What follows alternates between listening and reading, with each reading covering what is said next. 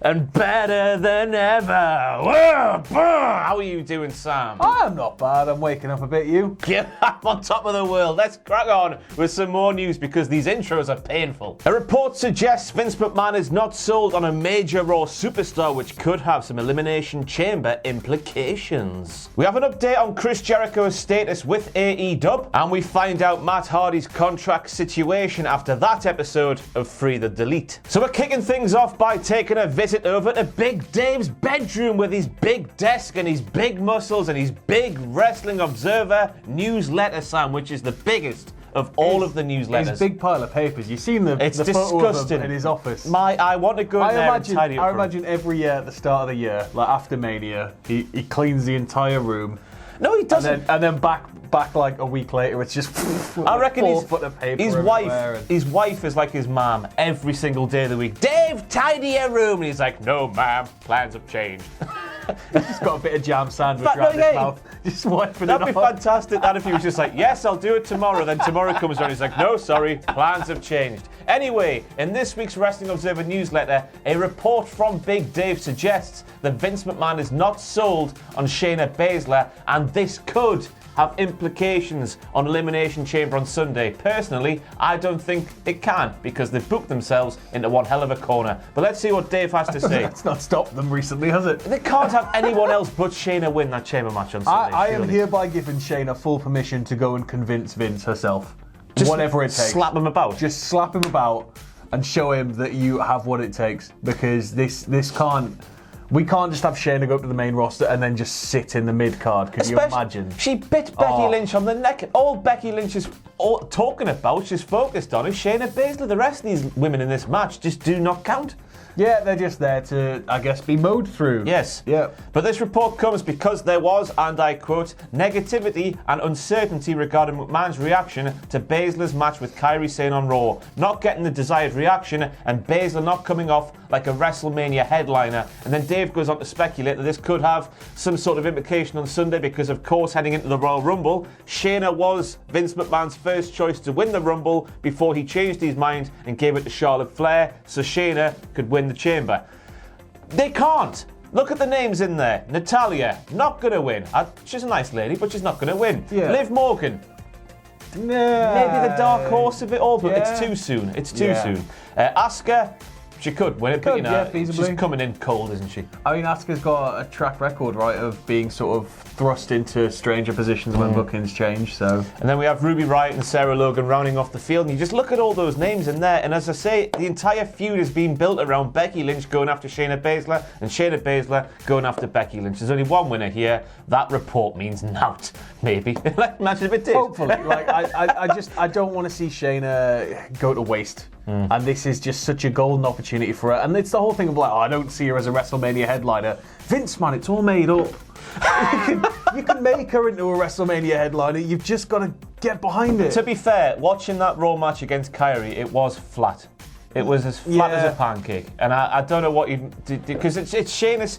the great thing about Shayna is she is that different to everyone else in WWE. That's what makes her her. The ground and pound, just being a bastard. Just arrive, destroy everything, leave. No thrills and spills, just get your job done, get out the ring. That's what makes her her. So Vince McMahon's not seeing that.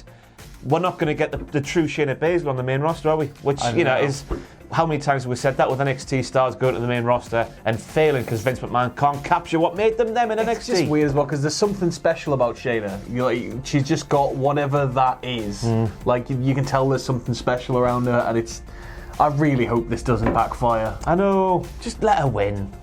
So on this week's AEW Dynamite, Chris Jericho came out and said that if he and the Inner Circle could not destroy Jon Moxley so much that Moxley could not walk out of the show on his own 2 feet, that Jericho himself would be taking not a 30-day, but a 60-day hiatus from AEW action. This obviously led to chants of Fozzy sucks from the crowd inside the arena because people were putting 2 and 2 together and getting 4. Your thoughts on Fozzy, Sam? I'm very particular when it comes to music, but like Fozzy have gently grown on me. I wouldn't say they're a band I'd reach straight for, but if it comes on in a playlist, I'm not going to turn it off. They've got a few bangers, Sam. Their cover of SOS from ABBA, fantastic. Enemy, fantastic. Judas, whoa! Judas, the hottest single of every summer since 2017. But I had a look on Fozzie's website, and they have around 34 dates because they're on some sort of cruise at the start of November between April the 16th and the start of November. But crucially, another report from the Wrestling Observer newsletter looks at the 16th of April through to the 9th of May, and Jericho has not booked a Fozzy, or Fozzy haven't booked a show to happen on a Tuesday or Wednesday, meaning Jericho can fly out and appear wherever Dynamite is, and that is good news. Yeah, well, I mean, I don't see Jericho ever leaving AEW now. I think so long as AEW stays a thing, so long as everybody gets logos tattooed on their necks and really commits to it. Your thought? You're a tattoo man. Let's hear your opinion. It's a nice tattoo. The placement for me isn't right, and it's only because the reason it looks so off is because Cody doesn't have many tattoos. He's got Dream. That's the only visible one he had, I think, before. Like, we don't know if he might have some more, like hidden on his boots or whatever. But like when you build all the way up, then you cover your body with tattoos, and then you move up to the neck, and then you move on to the face, and then you move on to the hands and fingers. But it's like, say if you had no tattoos, like Finn Balor, just get your hand tattooed. It just looks odd because it's just there, and it's a statement piece. It's a job stopper. You're supposed to be sort of covered before you hit there. But that's you till Cody. Yeah, each to their own. We'll all get used to it. I think it's because it was so bewildering to look at. It was like, what? Yeah. But yeah, I think Jericho, just to go back to my original point, I think he's going to be around for as long as AEW's a thing. I don't see him ever leaving. I think it was a 3-year contract he signed initially. I might be wrong there. I'm just going back to the old memory banks, which have been ruined by years of drugs and alcohol. But that too. Jericho. It looks like the feud with Moxley. It looks like the feud with Moxley is continuing after what we saw on Dynamite. Obviously, it would be silly if Jericho lost his championship, Le Champion, and then just went off and did something else. It's like the Fiend going after Cena. Why didn't he care about the Universal title? I just hope that he gets one chance and then it's back of the queue. Yeah. Because that's what I miss in wrestling. I can't abide. I can't abide just... Do you want a shot on the tag belts? Yeah. Do you want a shot again? Yeah. Do you want a shot again? Yeah. Do you want the US title? Are you telling me you don't like Roman Reigns' swagger of just walking up to Goldberg and going, "Aye, Bill, I'll wrestle you at WrestleMania. Bagsies, shotgun mine." So this week we saw episode 10 of #Free the Delete on the YouTubes. It was a monumental episode as we saw the other half of the phone call Matt Jackson started on the second most recent, I think it is, as I sat here on Friday morning, episode of Being the Elite. He's on the phone to a mysterious man in North Kakalaki, I think the area code was on the phone thing. I don't know what America. Don't know how America works. North Kakalaki. But this time, obviously, on Free the Delete, we saw it from Hardy's perspective. He was speaking about the Zenith dying, and he needed help from the young bucks, the Bucks of Youth, to kill the Zenith. He builds a cross. He's going to crucify himself, Sam. And then the Bucks of Youth rock up to the Hardy compound, and then, Bucks of Youth, I knew you'd come. That was lovely stuff, Sam. How do you crucify yourself? I don't know. I've never tried. I want to see that now. I can't believe we didn't get to see. Well, you'd be fine doing that, wouldn't you? But then you'd probably have to put your feet through first, not pass out, put one hand through, and then just hold the other one in place. No, you put the hammer in your mouth and you go like that. There you go. That's how you crucify yourself if you want to give it a go at home. But we have an update once again from Big Daddy Dave in the Wrestling Observer newsletter about Hardy's contract situation. Because obviously with AEW EVPs appearing on Free the Delete, everyone's assuming that Hardy signed a contract. It is signed, sealed, delivered. Here's yours, but it would appear not. He had a meeting with Impact. He publicly tweeted out that I think he was with some people that were managing Impact. It was on the same day, I believe. So it's just a few little red herrings. Wrestlers, man, the liars, all of them, the massive lies. But Dave says, we are told he has not officially signed the contract and is still a free agent at this moment. But you would assume. There's obviously rumours of him going back to WWE and NXT and them allowing him to be creatively more free than he was on the main roster. But you would assume. No, I think it's got to be AEW. I don't think we make him the head of the Dark Order. No. Because I think it's a little bit too obvious now. And I think if you bring him in as the face and have the Dark Order get horribly, evil, the only problem is I don't know if Lance Archer or Brody Lee, my other two choices to lead the Dark Order, are strong enough. One of them's going to go with Jake, I'm assuming. Lance Archer last night tweeted a picture of a snake.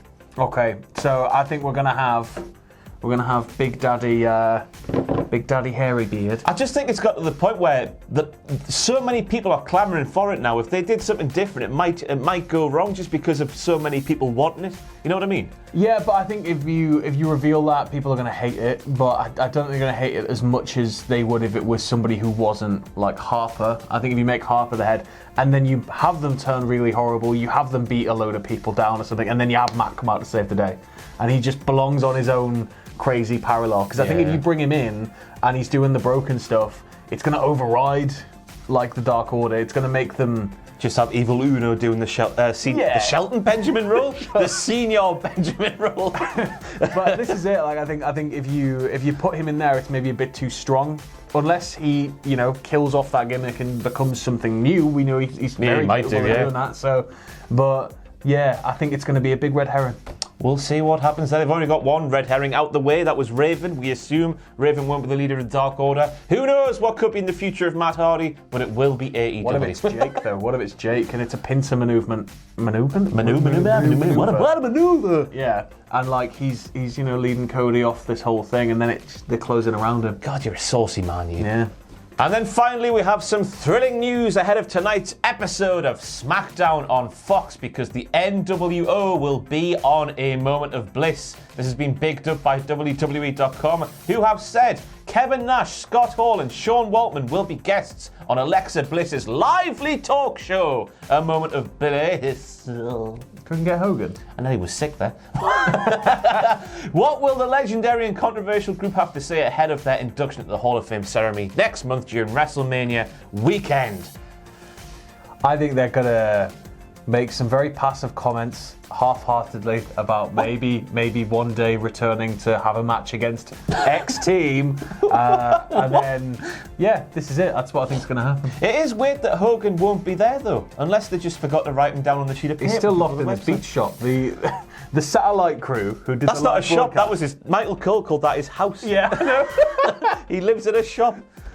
Yeah, they accidentally let the door go. Keys are on the outside. He's just inside, just ripping the glass. What they're going to do, they're going to talk some words, who knows what they're going to do. They'll hype up the Hall of Fame, and then, they'll probably, go back and forth with another tag team. They're going to set up a WrestleMania match with somebody. Let's just go there. But the thumbnail on the article on WWE.com is fantastic, because it looks like already the old, new, current NWO are expanding by adding Alexa Bliss and Nikki Cross. It looks like they're in there with them, and the NWO is getting bigger and bigger once again. Is Nikki Cross going to be back for this one? Because obviously she couldn't be there when there was Nikki Bella, because you can't have two Nikkis. That'll be too confusing for everybody. I never realised that. Yeah. You can look, but you can't touch. I don't know what I'm saying here, but SmackDown you definitely can't use my name either. Don't call yourself Sam. But SmackDown's from Buffalo, New York tonight. If you're in the area, why not go and watch some wrestling? Because you'll see the NWO. Oh, I know I'm excited. Are you? Why? Because I'm covering it for Graded tomorrow. Bye.